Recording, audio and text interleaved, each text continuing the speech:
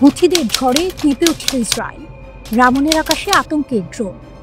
মধ্যপ্রাচ্যের উত্তপ্ত আকাশ আবারও কাঁপল। ইয়েমেনের হুথিরা এমন এক আঘাত হানল যা যেন বজ্রপাতের মতো বিদ্যুৎ ছড়িয়ে দিল তেল আবিব থেকে রামনের আকাশ পর্যন্ত। একদিকে হাইপারসনিক ক্ষেপণাস্ত্রের গর্জন, অন্যদিকে ড্রোনের ঝড়। ইসরায়েলের প্রধানমন্ত্রী নেতানিয়াহুর নিঃশ্বাস যেন আটকে গেল। হাইপারসনিক বজ্রপাত। ঘটনার শুরু হোদেইদা বন্দরে। ইসরায়েলি বিমান হামলার প্রতিশোধ নিতে হুথিরা ছুড়ে দিলেও প্যালেস্টাইন 2 হাইপারসনিক ক্ষেপণাস্ত্র। লক্ষ্য তেল আবিবের জাফা পাড়া। ক্ষেপণাস্ত্রটি শত্রুর বুক চিরে পৌঁছে গেল সংবেদনশীল স্থানে। হুথিদের ভাষায় অভিযান সফল। লক্ষ লক্ষ দখলদার আতঙ্কে ছুটল আশ্রয় কেন্দ্রে। একই সঙ্গে এই ক্ষেপণাস্ত্র যেন ইসরায়েলকে জানিয়ে দিল হুথিরা আর শুধু প্রতিরক্ষার যোদ্ধা নয়, বরং আক্রমণের শক্তিও তারা অর্জন করেছে। রামনের আকাশে সাইরেন। কিন্তু এখানেই থেমে থাকেনি ইয়েমেনের যোদ্ধারা। ক্ষেপণাস্ত্রের পরপরই আকাশে উড়ল ড্রোন। লক্ষ্য রামন বিমানবন্দর। দক্ষিণ অধিকৃত ফিলিস্তিনের উম্মে আল রাশরাশ এলাকা কেঁপে উঠল সাইরেনের শব্দে। বের ওড়ার আকাশে গর্জে উঠল সতর্কবার্তা। ইসরায়েলের প্রতিরক্ষা বাহিনী আইডিএফ প্রথমে বলল হ্যাঁ, অনুপ্রবেশ ঘটেছে। পরে ভয়ের আঁচ ঢাকতে দাবি করল ভুল শনাক্তকরণ। কিন্তু বাস্তবতা ফাঁস হয়ে গেছে। ইয়েমেন থেকে উড়ে আসা ড্রোন তাদের আকাশ প্রতিরক্ষা ভেদ করেছে। সপ্তাহে দ্বিতীয় আঘাত। আরও নাটকীয় হলো যখন জানা গেল এটি এক সপ্তাহে দ্বিতীয়বার হুথিদের ড্রোন রামন বিমানবন্দরে আঘাত হানল। এর আগে এক ড্রোন প্রতিরক্ষা ব্যবস্থাকে ফাঁকি দিয়ে সরাসরি বিমানবন্দরে হামলা চালায়, যেখানে একজন আহত হয়েছিল। অর্থাৎ একই লক্ষ্য, বারবার আঘাত। যেন ইয়েমেনি যোদ্ধারা ঘোষণা করছে রামনের আকাশ আর নিরাপদ নয়। ইয়েমেনের শক্তির গল্প।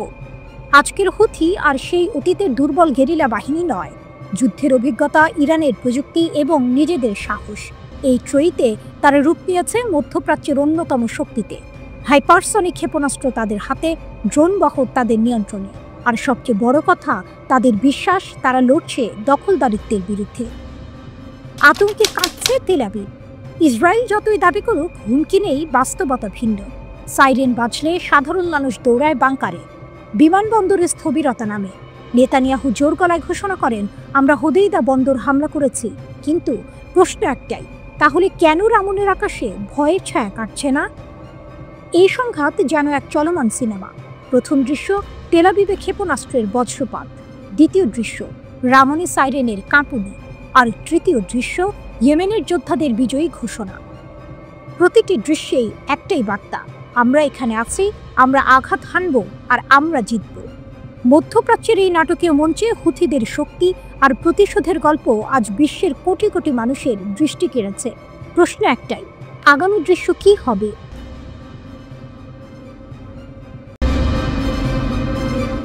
ইয়েমেনের বজ্রাঘাত, আল কুদসে হুথিদের হাইপারসনিক প্রতিশোধ।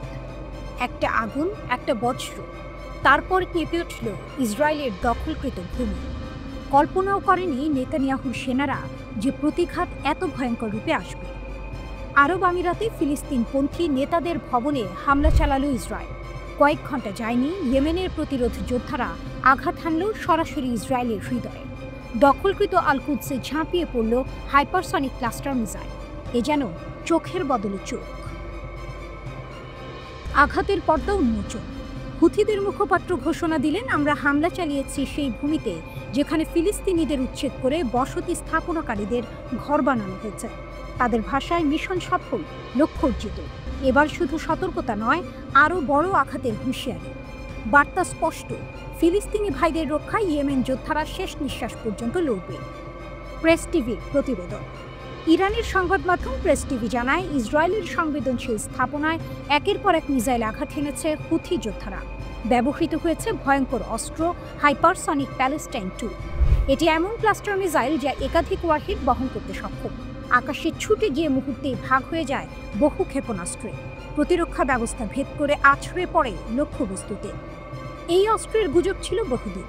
ইসরায়েলের ওয়াইনেট সংবাদ মাধ্যম সম্প্রতি সতর্ক করেছিল ইয়েমেনি বাহিনী হয়তো নতুন ধরনের মিসাইল ভান্ডারে রেখেছে, যা তেল আবিবের দিকে ছুটে আসতে পারে। সেটিই বাস্তব হলো। প্রতিশোধের আগুন। সম্প্রতি ইয়েমেনের রাজধানী সানায় হুথিদের প্রেসিডেন্ট প্যালেস লক্ষ্য করে ভয়ানক হামলা চালিয়েছিল ইসরায়েল।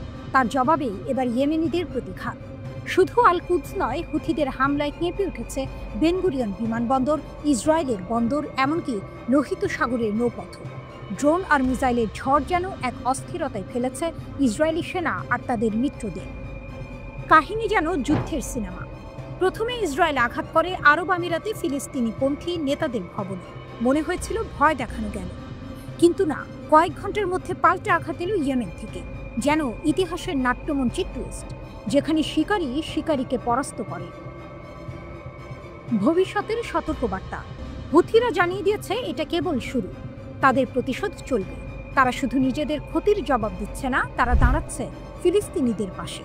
বার্তাটা যেন আকাশ ভেদ করে ছুটে আসা আগুনের অক্ষরে লেখা, ইসরায়েল, প্রতিটি হামলার জবাব আমরা দেব, প্রতিটি ফিলিস্তিনির কান্নার প্রতিধ্বনি আমরা রূপ দেব বজ্রঘাতে। আল কুদসে সেই বজ্রের শব্দ শোনা যাচ্ছে। এখন প্রশ্ন, পরবর্তী বজ্রপাত কোথায় নামবে? ইসরায়েল কি তা ঠেকাতে পারবে, নাকি প্রতিরোধের আগুন আরও ছড়িয়ে পড়বে গোটা অঞ্চলে?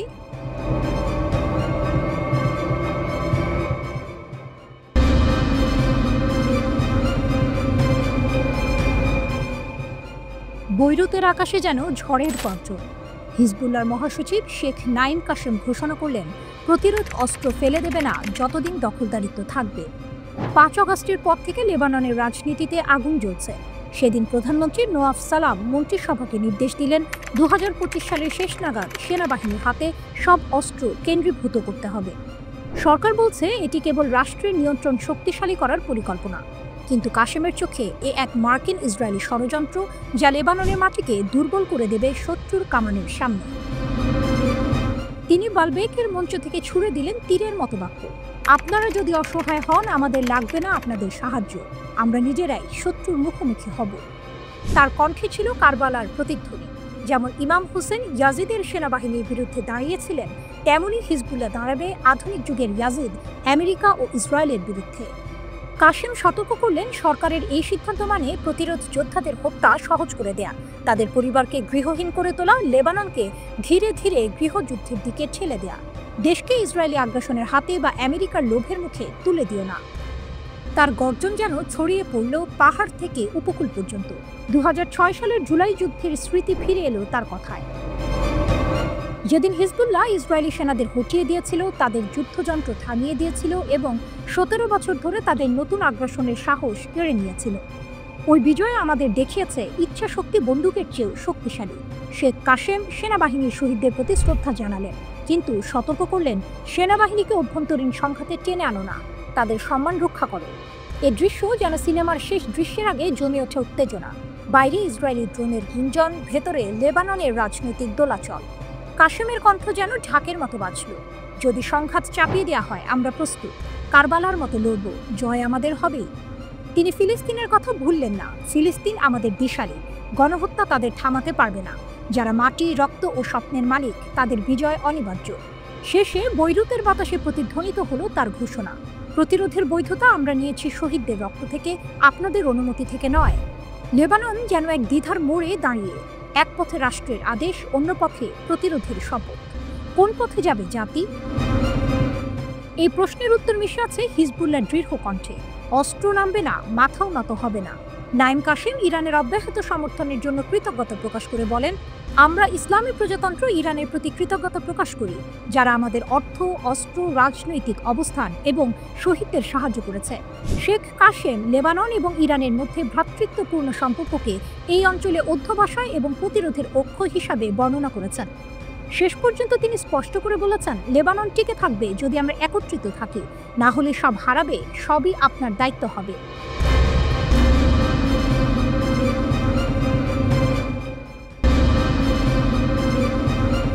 নিউ ইয়র্কের আকাশে এক অদৃশ্য দাবার বোর্ড বসানো, খেলোয়াড় দুই পক্ষ, পশ্চিমা ত্রয়ী আর তাদের সামনে দাঁড়িয়ে আছে ইরান, আর পাশে এক দৈত্যাকার মিত্র চীন। জাতিসংঘের নিরাপত্তা পরিষদের টেবিলে এখন বাজি রাখা হয়েছে এক ঝলসানো শব্দ, স্ন্যাপব্যাক। বেইজিংয়ে দাঁড়িয়ে চীনা পররাষ্ট্র মন্ত্রণালয়ের মুখপাত্র লিং ঘোষণা করলেন, আমরা ইরানের বিরুদ্ধে স্ন্যাপব্যাক নিষেধাজ্ঞা মেনে নেব না, আমরা আলোচনার মাধ্যমে সমাধান চাই, হুমকি দিয়ে নয়। ইউরোপীয় ত্রয়ী ফ্রান্স, জার্মানি, যুক্তরাজ্য সতর্ক করে রেখেছে, অগাস্টের শেষের মধ্যে কূটনৈতিক সমাধান না হলে তারা নিষেধাজ্ঞা ফিরিয়ে আনবে। তাদের ভাষায় এটাই ইরানকে টেবিলে বসানোর শেষ হাতিয়ার। কিন্তু চীনের চোখে এটা আলোচনার সেতু ভেঙে ফেলার বিস্ফোরক। লিনের কণ্ঠে ছিল কঠিন দৃঢ়তা। নিষেধাজ্ঞা আস্থা বাড়াবে না, বরং আলোচনা ধ্বংস করবে। জাতিসংঘ যা করবে তা যেন নতুন চুক্তি সহজ করে, ভেঙে না দেয়। তার প্রতিশ্রুতি স্পষ্ট, চীন শান্তি রক্ষায় গঠনমূলক ভূমিকা নেবে এবং ইরানের পারমাণবিক প্রশ্ন ফের আলোচনার পথে আনতে লড়বে। এদিকে তেহরানেও এক অন্য দৃশ্য। ইরানের পররাষ্ট্রমন্ত্রী আব্বাস আরাকচি সরাসরি বললেন, আমরা চীন ও রাশিয়ার সঙ্গে একসাথে কাজ করছি এই ষড়যন্ত্র থামাতে। যদি থামানো না যায়, আমাদের প্রতিক্রিয়ার জন্য সরঞ্জাম প্রস্তুত। তার চোখে চ্যালেঞ্জের আগুন, যে আগুন 2015 সালের পারমাণবিক চুক্তি JCPOA এর মূল চেতনার কথা মনে করিয়ে দেয়। সেই চুক্তিতে লুকিয়ে আছে স্ন্যাপব্যাক ধারা, যা কার্যকর হলে 1 নিমিষে ফিরিয়ে আনা যাবে আগের সব নিষেধাজ্ঞা। পশ্চিমা শক্তি এখন সেই ধারাকে অস্ত্র বানাতে চাইছে, কিন্তু ইরান বলছে ব্রিটেন, ফ্রান্স, জার্মানি আর বৈধ অংশগ্রহণকারী নয়, চীন ও রাশিয়াও এই দাবি সমর্থন করছে, কারণ তারাও জানে যদি আজ ইরান নত হয়, কাল তাদের উপরই নামতে পারে একই ছুরি। জাতিসংঘের বৈঠকের ঘরে এই দ্বন্দ্ব যেন ধীর গতির এক থ্রিলার। এক পাশে পশ্চিমের চাপ, অন্য পাশে ইরান চীনের ঐক্য। রাশিয়া প্রস্তুত, ভেটো হাতে তাদের অবস্থান অটল। লিন স্পষ্ট করে দিলেন, বেইজিং শুধু দর্শক নয়, খেলোয়াড়ও। তাদের লক্ষ্য পারমাণবিক অস্ত্র বিস্তার রোধ করা, কিন্তু তার নামে কোনো দেশের সার্বভৌমত্বে আঘাত নয়। আর ইরানের জন্য এই সমর্থন কেবল কূটনৈতিক ঢাল নয়, এটি এক প্রমাণ যে বিশ্ব এখন আর একমেরু নয়। দাবার বোর্ডে চাল গোনা শুরু হয়েছে। অগস্টের শেষ সীমা যত কাছে আসছে, তত বাড়ছে চাপ। পশ্চিমা ট্রেই মনে করছে তারা শেষ চেক দেবে, কিন্তু ইরান ও চীনের চোখে এখনো পুরো খেলা বাকি। আর শেষ চাল, সেটা হয়তো ভেটোতেই আটকে যাবে, বেইজিং আর মস্কোর হাতে। জাতিসংঘের করিডোরে হাঁটছে এক প্রশ্ন, এ লড়াই কি নিষেধাজ্ঞার, নাকি ভবিষ্যতের বিশ্ব ভারসাম্যের? ইরান ও চীন যেন একসাথে উত্তর দিচ্ছে, আমরা পিছাবো না।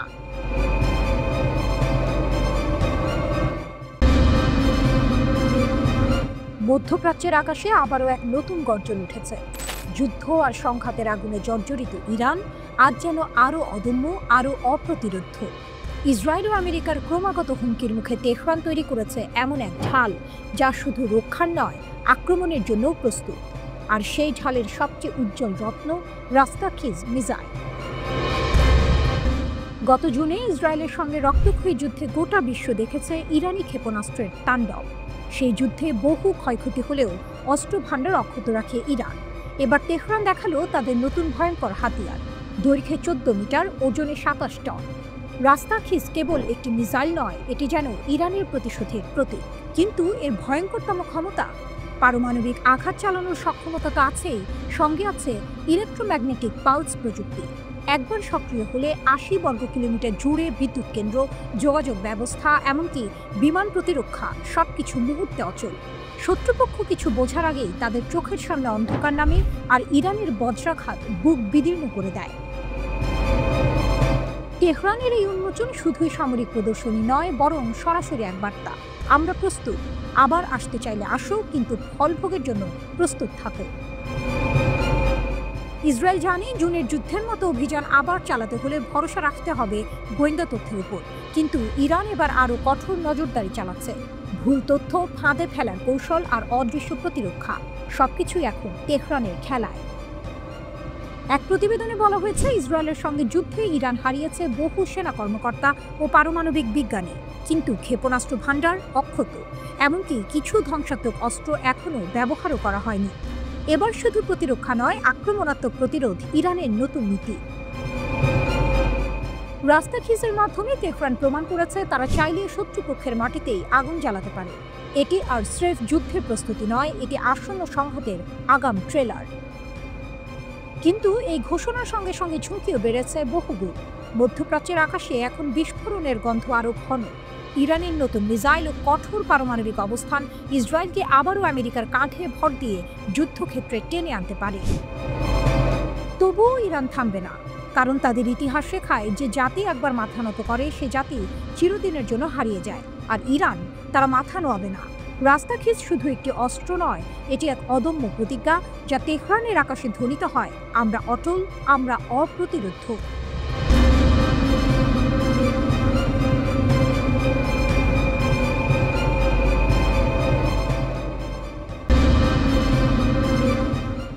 আলাস্কার বরফ গলল না, পুতিনের দৃঢ়তায় ট্রাম্পের অচলাবস্থা।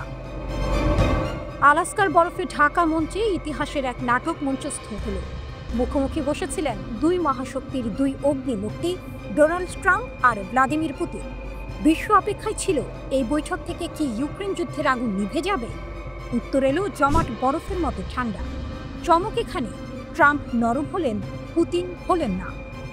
বৈঠক শেষে ট্রাম্প হাসলেন, উষ্ণ করমর্দন করলেন, সংবাদ সম্মেলনে বললেন ফলপ্রসূ আলোচনা হয়েছে, কিন্তু বাস্তবে ফলাফল শূন্য। কারণ রুশ প্রেসিডেন্ট পুতিন তার লক্ষ্য থেকে এক চুলো সরলেন না। ইউক্রেনের মাটিতে রাশিয়ার যা চাওয়া তা না পেলে যুদ্ধ থামবে না, এই বার্তা সোজাসুজি দিয়ে দিলেন ক্রেমলিনের নেতা। ট্রাম্প ভেবেছিলেন কূটনৈতিক উষ্ণতায় বরফ গলানো যাবে।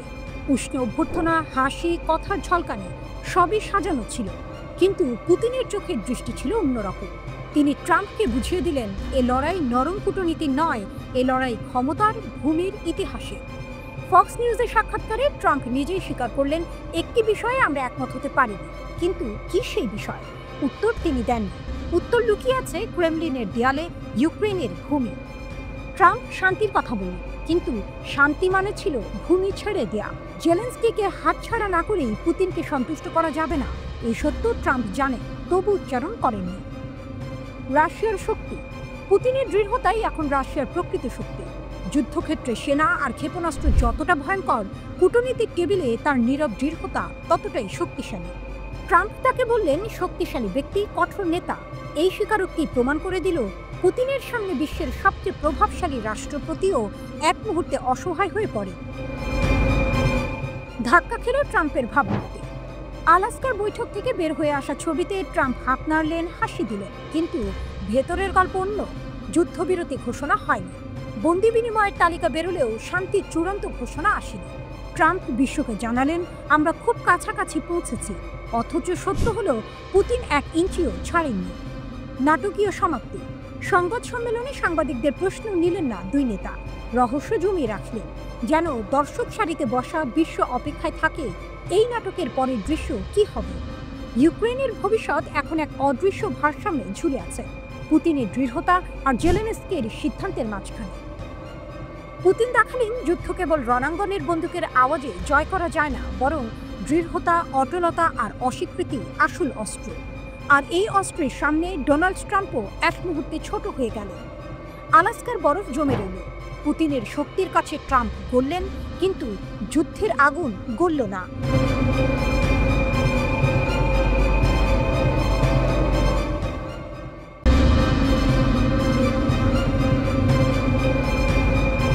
আলাস্কার বরফে গলা যুদ্ধ, মস্কোর হৃদয়ে বাজল বিজয়ের ঢাক। আলাস্কার বরফে ঢাকা অ্যাঙ্করেজ শহর। সারা বিশ্ব তাকিয়েছিল এক বৈঠকের দিকে। টেবিলের দুই পাশে মুখোমুখি বসেছিলেন মার্কিন প্রেসিডেন্ট ডোনাল্ড ট্রাম্প আর রুশ প্রেসিডেন্ট ভ্লাদিমির পুতিন। 3 ঘন্টার সেই রুদ্ধশ্বাস বৈঠক শেষ হতেই পৃথিবী জুড়ে শুরু হলো বিশ্লেষণের ঝড়, কিন্তু মস্কোতে সেখানে ঢাক বাজল বিজয়। রাশিয়ার প্রভাবশালী রাজনীতিকরা ঘোষণা দিলেন এই বৈঠক শুধু এক বৈঠক নয়, এটা রাশিয়ার কূটনৈতিক জয়ের প্রতীক, আর ইউক্রেন ও তার ইউরোপীয় মিত্রদের জন্য এক নিঃশব্দ পরাজয়।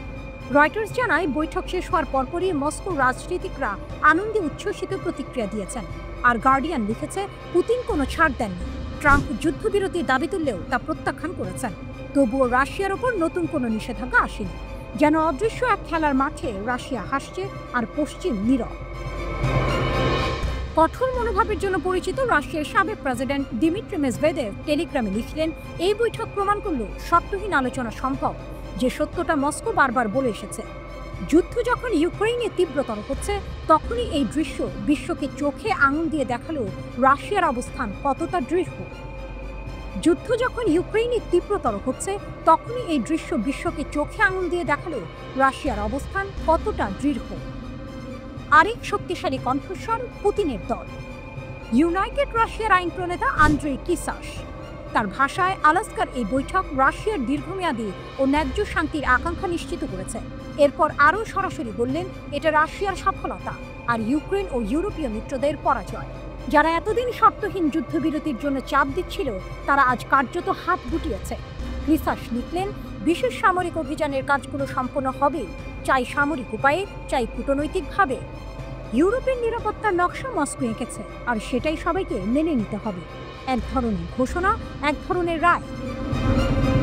3 ঘন্টার বৈঠকে যুদ্ধবিরতি বা শান্তি চুক্তি হয়নি, কিন্তু দুই নেতা মুখে মুখে বললেন আলোচনা ফলপ্রসূ হয়েছে।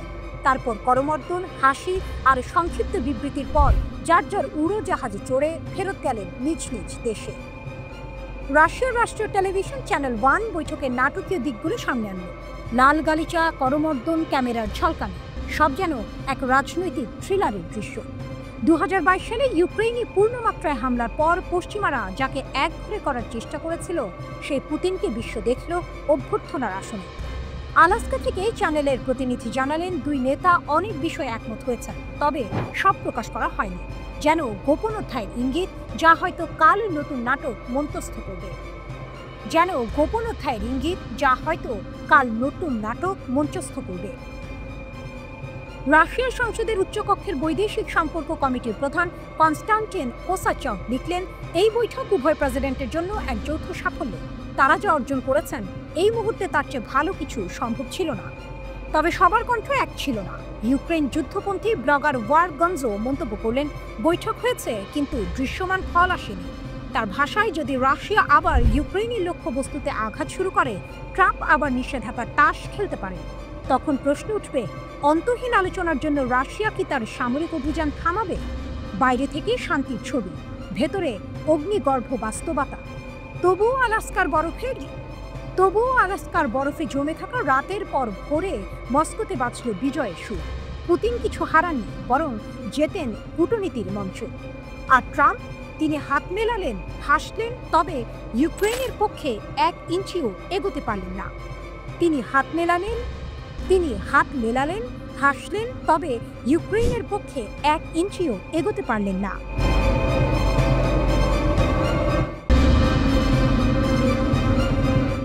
সম্ভাব্য ইরান যুদ্ধ, ইসরায়েলের আকাশে নতুন আতঙ্ক, আকাশে অদৃশ্য উত্তেজনা, বাতাসে চাপা গুঞ্জন। যুদ্ধের ঢেউ কি আবার ছড়িয়ে পড়তে যাচ্ছে মধ্যপ্রাচ্যের বুকে? ওয়ালা নিউজ জানিয়েছে, ইরান কিংবা ইয়েমেনের হুথিদের সম্ভাব্য ক্ষেপণাস্ত্র হামলার ভয়ে ইসরায়েল রাতারাতি জোরদার করছে তাদের বিমান প্রতিরক্ষা ব্যবস্থা। যেন যুদ্ধ এসে দরজায় কড়া নাড়ছে। ইসরায়েলের প্রতিরক্ষা মন্ত্রণালয়ের মহাপরিচালক মেজর জেনারেল আমির বারাম নির্দেশ দিয়েছেন, অ্যারো 3, অ্যারো 4, আয়রন ডোম, ডেভিড স্লিং আর ভূমি ভিত্তিক লেজার সিস্টেম দ্রুত উন্নয়ন করতে হবে। শুধু তাই নয়, বাড়ানো হচ্ছে নতুন রাডার আর গোপন প্রতিরক্ষা প্রযুক্তি। এক কথায় পুরো দেশকে ঢেকে ফেলতে চাইছে এক অদৃশ্য ঢাল দিয়ে। কিন্তু কেন এত তাড়াহুড়ো? কারণ ইতিহাস ভুলতে দেয় না। মাত্র 2 মাস আগের যুদ্ধে ইরান হঠাৎ করে নিক্ষেপ করেছিল 20টি ব্যালিস্টিক ক্ষেপণাস্ত্র। ইসরায়েল দাবি করে বেশিরভাগই নাকি আটকানো হয়েছে, কিন্তু বাস্তব অন্য কথা বলে। কিছু ক্ষেপণাস্ত্র আছড়ে পড়ে বেয়ারশেবার একটি অ্যাপার্টমেন্ট কমপ্লেক্সে। ধোঁয়া, আগুন, চিৎকার, নিরাপত্তা বেষ্টনীর ফাঁক তখন স্পষ্ট হয়ে ওঠে। বারামের নির্দেশের ভেতরে তাই ভয়ও আছে, আবার স্বীকারোক্তিও। আর সেই কারণেই মার্কিন সেন্টকমের সঙ্গে জোরদার করছে সহযোগিতা। মনে রাখা দরকার, 2021 সাল থেকে ইসরায়েল সরাসরি যুক্ত হয়েছে সেন্টকমের ছত্রছায়ায়। গত 13ই জুন ইসরায়েল ইরানে চালায় আকস্মিক সামরিক অভিযান। লক্ষ্য ইরানের পারমাণবিক স্থাপনা। মুহূর্তেই ধ্বংস হয়ে যায় ল্যাব, বিস্ফোরণে মাটিতে মিশে যান জ্যেষ্ঠ কমান্ডার আর পারমাণবিক বিজ্ঞানীরা। 12 দিনের সংঘাতে ইরানের 1062 জন প্রাণ হারায়, তাদের মধ্যে 786 জন সামরিক আর 276 জন সাধারণ মানুষ। ইরান কি চুপ করেছিল? না, তারা ফিরিয়ে দিয়েছিল জবাব। ব্যালিস্টিক ক্ষেপণাস্ত্র ছুঁড়ে কাঁপিয়ে দিয়েছিল ইসরায়েলের শহর। সেই আঘাতে নিহত হয়েছিল 31 জন বেসামরিক মানুষ আর 1 অফ ডিউটি সৈনিক। ইসরায়েল বলে তাদের প্রতিরক্ষা ব্যবস্থা তখন 90% ক্ষেপণাস্ত্র ঠেকাতে পেরেছিল। কিন্তু বিশ্ব জানে, যুদ্ধক্ষেত্রে একটি ফাঁক মানে মৃত্যু, মানে ভাঙন, মানে আঘাত। ইসরায়েল আকাশ ঢেকে দিতে চাইছে লোহা আর লেজারে, অথচ ইরান প্রমাণ করেছে তাদের হাতের শক্তি শুধু রকেট নয়, মহাকাশ ছুঁয়ে যাওয়া ব্যালিস্টিক ক্ষেপণাস্ত্র। অ্যারো 3 বা আয়রন ডোম হয়তো শত শত আক্রমণ ঠেকাতে পারে, কিন্তু ইরানের প্রতিটি ক্ষেপণাস্ত্র যেন নতুন ধাঁধা, নতুন শক। আর ইয়েমেনের হুথিদের কথা, সেখানেও তেহরানের ছায়া। একের পর এক মিসাইল ছুটে যাচ্ছে ইসরায়েলের দিকে। আকাশ প্রতিদিনই হয়ে উঠছে যুদ্ধক্ষেত্র। প্রতিরক্ষা ব্যবস্থার স্তূপ গড়ে কি ইসরায়েল সত্যি নিরাপদ, নাকি ইরানের প্রতিটি পাল্টা আঘাত তাদের মনে করিয়ে দিচ্ছে শক্তির লড়াইয়ে অজেয় কেউ নয়? আকাশে যখন লাল অ্যালার্ম বাজে তখন বোঝা যায় মধ্যপ্রাচ্যের মঞ্চে নাটক শেষ হয়নি, কেবল বিরতির পর্দা নেমেছে। ইরান দেখিয়েছে তারা শক্তি এক আঘাতে থেমে যায় না, প্রতিটি শত্রুর আকাশে তাদের প্রতিরোধের ছায়া ভাসমান। আর ইসরায়েল আয়রন ডোমের দেয়াল তুলেও সেই ছায়া মুছে ফেলতে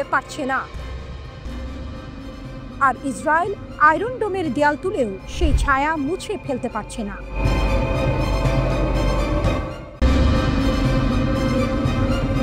মধ্যপ্রাচ্যে যুদ্ধের ঘ্রাণ, মার্কিন সেনাদের বড় পদক্ষেপ, ইরানের চোখ রাঙানি। মধ্যপ্রাচ্যের আকাশে আবারও ঘন কুয়াশার মতো জমছে যুদ্ধের ছায়া। বাগদাদ ছেড়ে মার্কিন সেনারা পাড়ি জমাচ্ছে উত্তর ইরাকের কুর্দি নিয়ন্ত্রিত শহর এরবিলে। শত্রু ইরানের একেবারে দোরগোড়ায় নতুন ঘাঁটি গড়ার এই সিদ্ধান্তে উত্তেজনা ছড়িয়ে পড়েছে পুরো অঞ্চলে। প্রশ্ন উঠছে, এ কি কেবল সেনা পুনর্বিন্যাস, নাকি আসছে নতুন এক ভয়ঙ্কর সংঘাত? বাগদাদ ছেড়ে এরবিলে ট্রাম্প প্রশাসনের বড় খেলা। 2026 সালের সেপ্টেম্বরের মধ্যে আইন আল আসাদ ঘাঁটি, বাগদাদ বিমানবন্দর ও জয়েন্ট অপারেশনস কমান্ড থেকে সেনা সরিয়ে নেবে যুক্তরাষ্ট্র। তবে মার্কিন সামরিক প্রশিক্ষকরা থেকে যাবে ইরাকে, আর আন্তর্জাতিক জোটের সেনারা এরবিল ও উত্তর ইরাকে অবস্থান করবে একই সময় পর্যন্ত। আনুষ্ঠানিকভাবে বলা হচ্ছে আইসিসি বিরোধী মিশনের পর্যালোচনার ফলেই এই পদক্ষেপ, কিন্তু বিশেষজ্ঞরা বলছেন এটি কেবল বাহ্যিক কারণ, ভেতরে লুকিয়ে আছে আরও বড় পরিকল্পনা। গত জুনে ইসরায়েল হামলা চালায় তেহরানের সামরিক ও পারমাণবিক স্থাপনায়। 12 দিনের রক্তক্ষয়ী যুদ্ধে ইরান প্রমাণ করে দেয় তার হাতে শুধু ক্ষেপণাস্ত্র নয়, অভেদ্য আকাশ প্রতিরক্ষা, ড্রোন বাহিনী আর সাইবার শক্তিও রয়েছে। তেহরান তেল আবিব ও মার্কিন ঘাঁটিতে পাল্টা আঘাত এনে বার্তা দিয়েছিল, আমরা প্রতিরক্ষামূলকই নই, প্রয়োজনে আগ্রাসীও হব। এই প্রেক্ষাপটেই নতুন করে মার্কিন সেনাদের স্থানান্তরকে দেখা হচ্ছে, কেননা ইরান ইতিমধ্যে প্রতিবেশী ইরাককে সতর্ক করেছে। ইসরায়েল বা যুক্তরাষ্ট্র যদি আবার আগ্রাসন চালায়, এবার জবাব হবে আরও ভয়ঙ্কর। প্রশ্ন, যুদ্ধ কি আরও কাছে? লন্ডন ভিত্তিক দৈনিক আশার্ক আল আওসাদ মার্কিন কর্মকর্তাদের উদ্ধৃত করে দাবি করেছে, ওয়াশিংটন আসলে সেনা কমাচ্ছে না, বরং পুনর্স্থাপন করছে, অর্থাৎ সরাসরি সংঘাতের জন্য নতুন মোর্চা করছে। এর মানে ইরানকে ঘিরে রাখা হচ্ছে আরও কৌশলগতভাবে। কিন্তু ইরানও যে নীরব বসে নেই তা পরিষ্কার। তাদের হাতে রয়েছে হাইপারসনিক ক্ষেপণাস্ত্র, উন্নত আকাশ প্রতিরক্ষা এবং ড্রোন বাহিনী, যেগুলো প্রতিপক্ষের প্রযুক্তিকে অচল করে দেওয়ার মতো সক্ষমতা রাখে। অর্থাৎ নতুন সংঘাত শুরু হলে এবার শুধু বাগদাদ নয়, এরবিল থেকে শুরু করে মার্কিন ঘাঁটিগুলো ঝুঁকির মুখে পড়তে পারে। এদিকে মার্কিন সেনারা এরবিলে ঘাঁটি গড়ছে, অন্যদিকে ইরান ঘোষণা করছে, যে কোনো আকাশ, যে কোনো আক্রমণ ভেদ করার মতো শক্তি আমাদের হাতে আছে। যেন দাবার ছকে দুই পক্ষই নিজের চাল সাজাচ্ছে। এই ঘোষণার ভেতরে লুকিয়ে আছে বড় বার্তা। যুক্তরাষ্ট্র যদি মনে করে ইরানকে সহজে কোণঠাসা করা যাবে, তবে সেটি হবে সবচেয়ে বড় ভুল। কারণ জুনের যুদ্ধ ছিল কেবল এক ট্রেলার, আসল সিনেমা এখনো বাকি।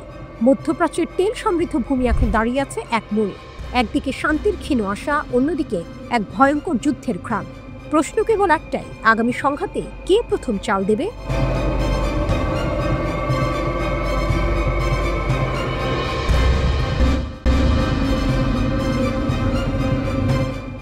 আকাশের ছায়াযুদ্ধ, ইরানের নতুন বার্তা, প্রতিরক্ষার আড়ালে আক্রমণের ইঙ্গিত। ভাবুন, এক উত্তেজনাপূর্ণ দৃশ্য। মধ্যপ্রাচ্যের আকাশে যুদ্ধ বিমান ঘুরে বেড়াচ্ছে, ক্ষেপণাস্ত্রের হুমকি চারপাশে। ঠিক তখনই ইরান জানিয়ে দিল, আমাদের আকাশ অজেয়। এই ঘোষণাটা শুধু সামরিক দম্ভ নয়, বরং এক গভীর কৌশলগত বার্তা। 16ই আগস্ট ইরানের গুরুত্বপূর্ণ বিমান প্রতিরক্ষা ঘাঁটি কমের ফর্দ এয়ার ডিফেন্স বেজে পৌঁছান Khatam al Anbiya air defence commander brigadier general. তিনি ঘাঁটির বিভিন্ন অংশ ঘুরে দেখেন, সেনাদের সাথে কথা বলেন এবং শহীদ যোদ্ধাদের স্মরণ করেন, যারা গত জুনে ইসরায়েলের সঙ্গে 12 দিনের যুদ্ধে প্রাণ হারিয়েছেন। জেনারেল স্পষ্ট জানিয়ে দেন, দেশের সার্বভৌমত্ব রক্ষায় বিমান প্রতিরক্ষা বাহিনী প্রথম সারির ঢাল। শত্রুর যে কোনো আক্রমণ আকাশেই থামিয়ে দেওয়া হবে। এই বার্তাটা শুধু প্রতিরক্ষা নিয়ে নয়, বিশ্লেষকরা বলছেন ইরান আসলে বোঝাতে চাইছে তারা শুধু আকাশ পাহারা দিচ্ছে না, সক্রিয় প্রতিরক্ষার কৌশল নিয়েছে। মানে যদি হামলা আসে, আকাশে থামানো হবে, আবার একই সঙ্গে শত্রুর ঘাঁটিতেও পাল্টা আঘাত যাবে। বার্তার আড়ালে বার্তা, শত্রুর উদ্দেশ্যে সতর্কবার্তা। যুক্তরাষ্ট্র সম্প্রতি ইরানের পারমাণবিক স্থাপনায় হামলার হুমকি দিয়েছে।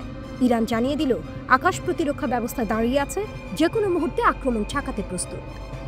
জনগণের উদ্দেশ্যে আত্মবিশ্বাস, শহীদ সেনাদের স্মরণ আর আকাশ প্রতিরক্ষার শক্তি তুলে ধরে জনগণকে আশ্বস্ত করা, আপনারা নিরাপদ। কূটনৈতিক ইঙ্গিত, ইরান বোঝাতে চাইছে তারা একেবারেই দুর্বল নয়, বরং প্রতিপক্ষের সামরিক শক্তিকে পাল্টা চ্যালেঞ্জ করতে সক্ষম। ইরানের শক্তি কতটা? ইরান বলছে তাদের প্রতিরক্ষা ব্যবস্থা অজেয়। সত্যিই তাদের হাতে আছে বাভার 373 নামের উন্নত প্রতিরক্ষা ব্যবস্থা, যা S-400 এর সমকক্ষ বলে দাবি। আধুনিক রাডার যা একসাথে বহু লক্ষ্য শনাক্ত করতে পারে, আকাশ প্রতিরক্ষা ড্রোন ও মিসাইল যেগুলো আগেও মার্কিন ড্রোন ভূপাতিত করে দেখিয়েছে। তবে প্রশ্ন থেকেই যায়, আধুনিক মার্কিন ও ইসরায়েলি প্রযুক্তির সঙ্গে সত্যি কি পাল্লা দিতে পারবে ইরানের আকাশ প্রতিরক্ষা, নাকি এই ঘোষণা মূলত রাজনৈতিক ও মনস্তাত্ত্বিক বার্তা যা জনগণকে সাহসী রাখার জন্য বেশি। এবার কাল্পনিক দৃশ্য, মধ্যপ্রাচ্যের আকাশ অন্ধকার, দূরে গর্জন করছে যুদ্ধ বিমান। হঠাৎ রাডারের স্ক্রিনে ধরা পড়ে শত্রুর ছোড়া মিসাইল। ইরানের প্রতিরক্ষা ঘাঁটি সতর্ক হয়ে ওঠে, সাইরেন বাজতে থাকে। একটা ক্ষেপণাস্ত্র ছুটে আসে আর মুহূর্তের মধ্যেই সেটিকে আঘাত করে ধ্বংস করে দেয় ইরানের প্রতিরক্ষা মিসাইল। কমান্ডারের কণ্ঠ ভেসে আসে, আমাদের আকাশ ভেদ করা যাবে না, আঘাত করলে পাল্টা জবাব হবে আরও কঠিন। এভাবেই শত্রুদের জবাব দিবে ইরান।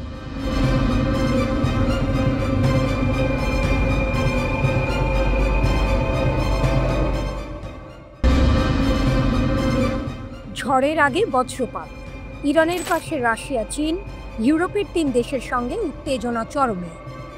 কল্পনা করুন, এক প্রান্তে অন্ধকারাচ্ছন্ন আকাশ, অন্য প্রান্তে বজ্রপাত, মাটির গভীরে জমে উঠছে বিস্ফোরণের আগুন। সেই দৃশ্যই যেন বাস্তব রূপ নিয়েছে বিশ্ব কূটনীতির মঞ্চে।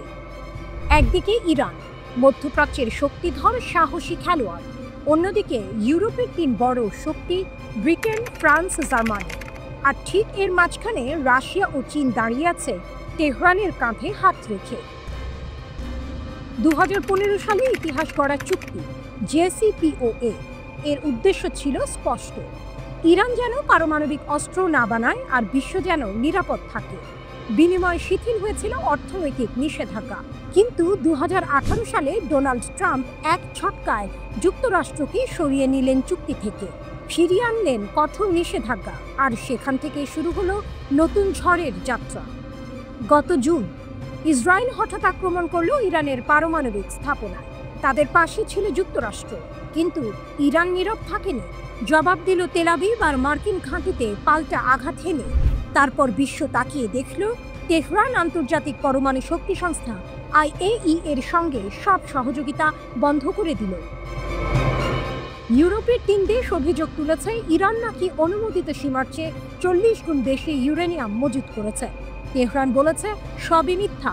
তবুও ব্রিটেন, ফ্রান্স আর জার্মানি জাতিসংঘের মহাসচিবকে চিঠি লিখে হুঁশিয়ারি দিয়েছে, অগাস্টের মধ্যে ইরান যদি আলোচনায় না ফেরে তাহলে ফিরিয়ে আনা হবে পুরনো নিষেধাজ্ঞা। অস্ত্র, প্রযুক্তি, ব্যাংকিং সবখানে তালা ঝুলিয়ে দেওয়া হবে। কিন্তু এখানে আসে নাটকীয় মোড়। ইরান আর একা নয়, তাদের পাশে দাঁড়িয়েছে 2 দানব, রাশিয়া আর চীন। পররাষ্ট্রমন্ত্রী আব্বাস আরাকচি ঘোষণা করলেন, আমরা নিষেধাজ্ঞা ঠেকাতে সর্বোচ্চ চেষ্টা করছি, এজন্য রাশিয়া ও চীনের সঙ্গে সমন্বয় করছি। তবে শত্রু যদি নতুন করে চাপিয়ে দেয়, আমাদেরও জবাব দেওয়ার মতো প্রস্তুতি আছে। অন্যদিকে ফ্রান্সের পররাষ্ট্রমন্ত্রী জন-নোয়েল বারো হুমকি দিয়ে বললেন, ইরান যদি আন্তর্জাতিক নিয়ম না মানে অগাস্টের শেষ নাগাদ আবারও কঠোর নিষেধাজ্ঞা ফিরিয়ে আনা হবে। এই পুরো নাটকের ভেতরে লুকিয়ে আছে এক অনিবার্য সত্য, রাশিয়া, চীন, ইরান এই ত্রয়ী একসঙ্গে দাঁড়ালে ইউরোপীয় 3 দেশ তো বটেই, এমনকি যুক্তরাষ্ট্র শ্বাসরুদ্ধ পরিস্থিতিতে পড়বে। কারণ শক্তির সমীকরণ বদলে গেছে। আজকের ইরান কেবল পারস্যের ইতিহাস নয়, রাশিয়ার সামরিক ছায়া আর চীনের অর্থনৈতিক শক্তি নিয়েও সামনে দাঁড়াচ্ছে। শেষ দৃশ্যটা যেন সিনেমার মতোই খোলা প্রশ্ন। অগাস্টের শেষ নাগাদ কি হবে? নিষেধাজ্ঞার ঝড়ে নামবে, নাকি রাশিয়া চীনের দেয়াল ভেদ করে ইউরোপ পিছিয়ে যাবে? একটা জিনিস নিশ্চিত, যুদ্ধ হোক বা কূটনীতি, ইরানের গর্জন এখন আর একা নয়, তার পাশে দাঁড়িয়ে আছে বিশ্বের 2 পরাশক্তি। আর এ কারণেই আজকের বার্তাটা স্পষ্ট, মধ্যপ্রাচ্যের আকাশে বজ্র গর্জন করছে, আর তার প্রতিধ্বনি শোনা যাচ্ছে লন্ডন, প্যারিস আর বার্লিন পর্যন্ত। ইরানের রহস্যময় সারপ্রাইজ। জুনের যুদ্ধ ছিল শুধু ট্রেলার। প্রথম অংশে ভয়ঙ্কর লড়াই, কিন্তু নায়ক তখনও পুরো শক্তি ব্যবহার করেনি, শুধু দর্শকদের জানিয়ে দিয়েছে আসল লড়াই এখনো বাকি। মধ্যপ্রাচ্যের সাম্প্রতিক যুদ্ধটা ঠিক তেমনই ছিল। জুনের 12 দিনের যুদ্ধে ইরান, ইসরায়েল আর যুক্তরাষ্ট্রকে পাল্টা জবাব দিয়েছিল, কিন্তু এখন তারা বলছে ওটা ছিল কেবল ট্রেলার, আসল সিনেমা এখনো শুরু হয়নি। গত জুনে ইসরায়েল ইরানের সামরিক ও পারমাণবিক স্থাপনায় হামলা চালায়, যুক্তরাষ্ট্র তাতে অংশ নেয়। জবাবে ইরান শুরু করে পাল্টা আঘাত। একটানা ক্ষেপণাস্ত্র বৃষ্টিতে কেঁপে ওঠে ইসরায়েলের আকাশ। তেল আবিব থেকে শুরু করে গুরুত্বপূর্ণ সামরিক ঘাঁটি কোনো জায়গায় নিরাপদ ছিল না। তবুও ইরান তখন সংযম দেখিয়েছিল। বিশ্লেষকরা বলছেন, তেহরান ইচ্ছাকৃতভাবে তার পূর্ণ সামরিক শক্তি ব্যবহার করেনি। এবার আর সেই সংযম নেই। ইরান সরাসরি হুঁশিয়ারি দিয়ে বলছে, শত্রুর প্রতিটি ভুল পদক্ষেপ গুঁড়িয়ে দেওয়া হবে, আগের চেয়েও ভয়ঙ্কর শক্তি দিয়ে। প্রশ্ন হচ্ছে, সেই সারপ্রাইজ কি? বিশ্লেষকরা বলছেন, ইরানের হাতে কয়েকটি ভয়ঙ্কর অস্ত্র আছে যেগুলো আগের যুদ্ধে ব্যবহার করা হয়নি। হাইপারসনিক মিসাইল, যা যে কোনো প্রতিরক্ষা ব্যবস্থা ভেদ করতে পারে। ড্রোন ফ্লিট, যেগুলো আগে সৌদি আরব ও আমিরাতে হামলা চালিয়ে কার্যকারিতা প্রমাণ করেছে। উন্নত আকাশ প্রতিরক্ষা ব্যবস্থা, যা মার্কিন ড্রোন ভূপাতিত করে বিশ্বকে তাক লাগিয়েছে। আর সবচেয়ে রহস্যময় অস্ত্র সাইবার যুদ্ধ প্রযুক্তি, যা ইসরায়েলের যোগাযোগ ব্যবস্থা অচল করে দিতে পারে। অর্থাৎ সারপ্রাইজ মানে শুধু আরেকটি ক্ষেপণাস্ত্র নয়, বরং এক ভয়ঙ্কর নতুন অধ্যায়। এখন বড় প্রশ্ন, এর প্রভাব কোথায় গিয়ে দাঁড়াবে? একদিকে সৌদি আরব, কাতার, সংযুক্ত আরব আমিরাত সবাই আমেরিকার নিরাপত্তার উপর নির্ভরশীল। অন্যদিকে ইরান ইঙ্গিত দিচ্ছে, যদি আবার হামলা হয় তবে শুধু ইসরায়েল নয়, মার্কিন ঘাঁটিও থাকবে নিশানায়। মানে শুধু যুদ্ধ নয়, হুমকির মুখে পড়বে গালফ অঞ্চলের তেলের নিরাপত্তা আর পুরো মধ্যপ্রাচ্যের স্থিতিশীলতা। ইরানের পররাষ্ট্র দফতর স্পষ্ট করে জানিয়েছে, আগামী সংখ্যা তার সীমিত থাকবে না। এবার প্রতিপক্ষ বুঝতে পারবে ইরানের পূর্ণ শক্তি কাকে বলে। এই বার্তায় বোঝা যাচ্ছে, তেহরান এবার শুধু প্রতিরক্ষায় নয়, সরাসরি আক্রমণাত্মক অবস্থানে। জুনের 12 দিনের যুদ্ধ ছিল একটি সতর্কবার্তা, কিন্তু নতুন সংঘাত মানে হবে পূর্ণ শক্তি উন্মোচন। আকাশে ধেয়ে আসা হাইপারসনিক মিসাইল, সমুদ্রপথে নেমে আসা ড্রোনের ঝাঁক, সাইবার আক্রমণে অচল হয়ে যাওয়া শত্রুর যোগাযোগ ব্যবস্থা, সব মিলিয়ে পুরো মধ্যপ্রাচ্য কেঁপে উঠবে এক ভয়ঙ্কর রহস্যময় সারপ্রাইজে।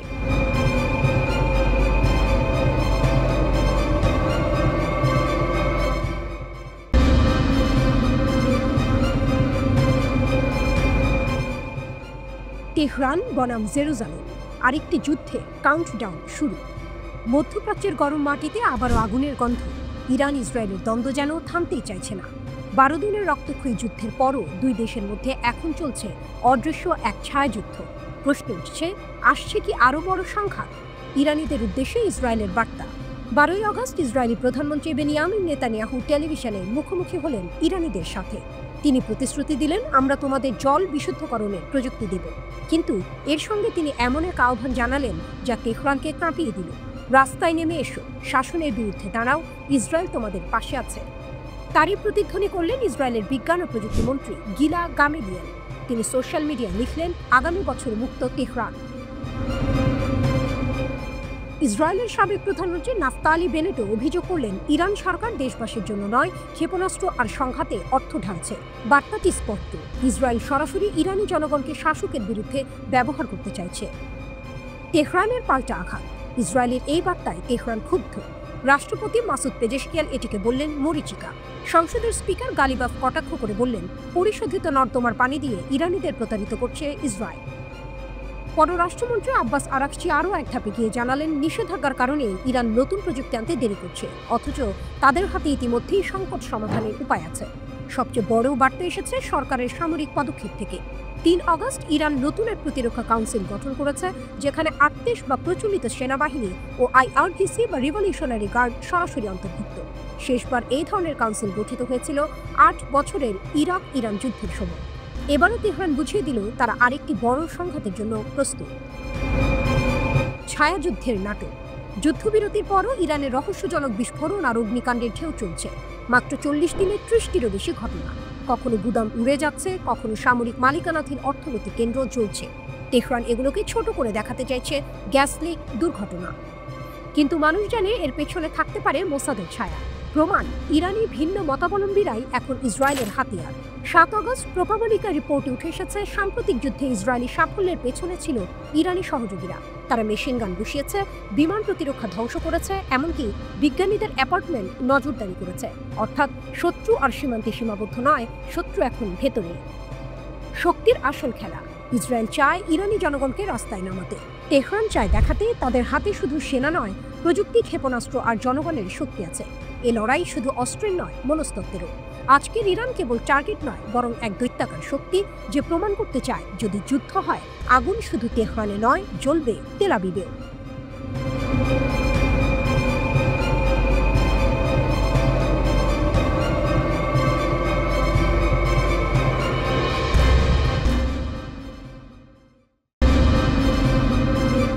ঝড়ের আগে বজ্রপাত।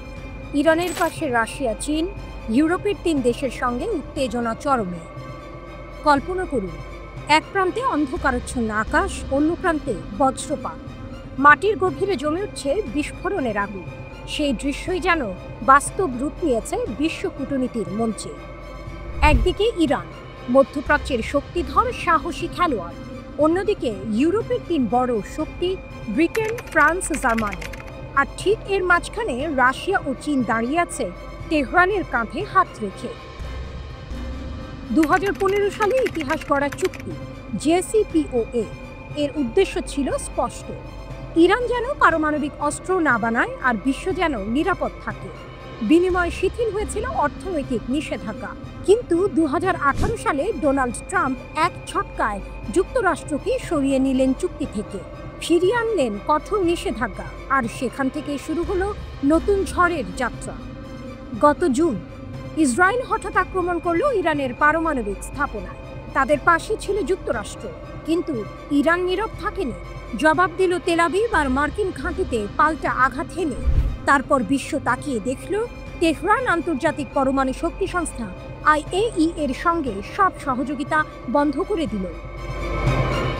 ইউরোপের 3 দেশ অভিযোগ তুলেছে ইরান নাকি অনুমোদিত সীমার চেয়ে 40 গুণ বেশি ইউরেনিয়াম মজুত করেছে।